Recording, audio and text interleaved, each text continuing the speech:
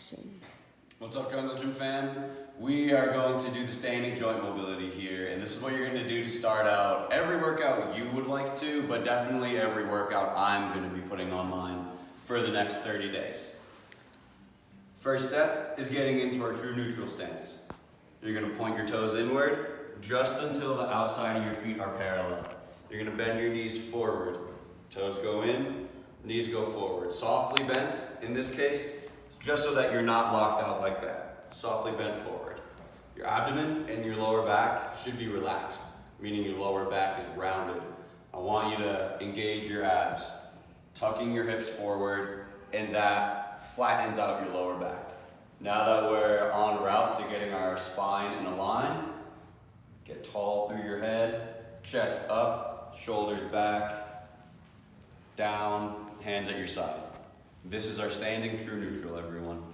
Put your hands anywhere on your body. We're going to start with 9 moves, hips all the way up to neck. Forward and back tucks, everybody's favorite.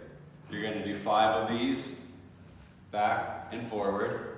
Next, you're going to do up and down, which is kind of side to side, but I don't want that to be misleading as I'm leaving the boundary I've created. We don't want to do that. You're going up and down by extending one leg and bending the other one. Again, 5 of these per side. Once you've done that, you're going to start back or forward, and you're going to combine the 2 in a circle. 5 in both directions. I am not demonstrating 5.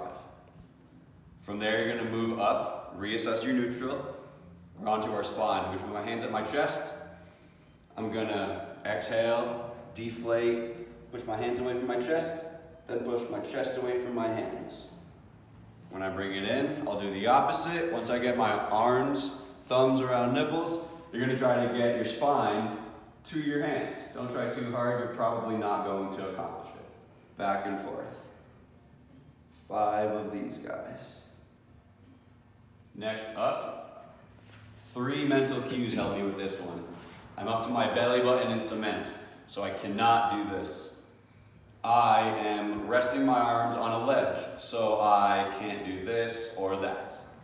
Finally, I'm not going to move my shoulders. This is moving my shoulders. Don't do that. You can press your fists into your chest if you think you're going to need to. But with those 3 stipulations, I'm going to go left and right. I inhale as I get to neutral. I exhale sharply as I elbow to one side. 5 of those per side. This is the most difficult move. Luckily, you guys will all have a mirror to do this now. You're going to start back or forward. You're going to combine the 2 in a circle, 5 per side.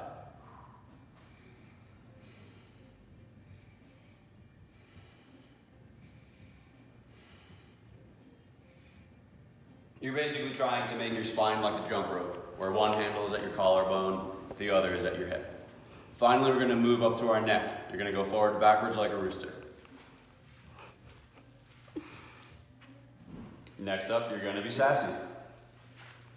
What helps me with this one is if I want to get my head in this direction, I'm going to take my opposite shoulder and bring it down.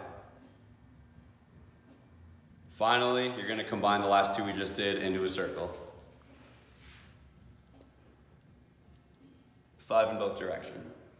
We're going to now move on to our shoulders. You're going to put your hands at your side. You're going to make fists. You're going to tighten your fist until you feel your upper arm engage. I'm not flexing my shoulders. I'm just tightening my fist until I've created a little bit of tension all the way up. I'm going to raise my elbows up, trying to keep my elbows as still as possible. Elbow circles. You're going to do 5 of these forward, 5 of them backward. I like to do it in that order because doing it this way takes a lot more physical effort. Next, we're going to go down to our hips. Tootsie roll. You're going to put your knees together. You're going to do 5 forward circles. When you do your backward circles, you're going to put your feet together, knees forward. You're going to do backward circles. Just like that. Continuing with our hips, you're going to balance on one leg. I prefer if you start on your leg that has worse balance. From my hip, I'm gonna angle my leg side to side. So there's no ankle movement, there's no knee movement. 5 times per side.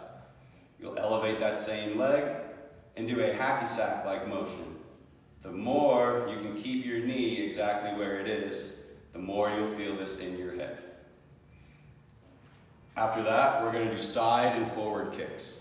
Cross your body, and you will repeat that on your other leg.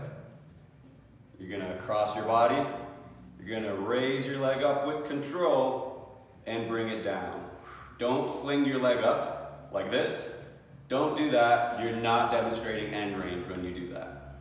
Raise it with control and then a brief pause. Forward kicks are the exact same. You're gonna go forward and back. Notice there's not a lot of torso movement in the form of compensation. Like this, you want to avoid that. Don't do that. Isolate your hips. Finally, you're gonna do 5 ankle circles in both directions on both of your ankles. That is the standing joint mobility, you guys. Thanks for watching.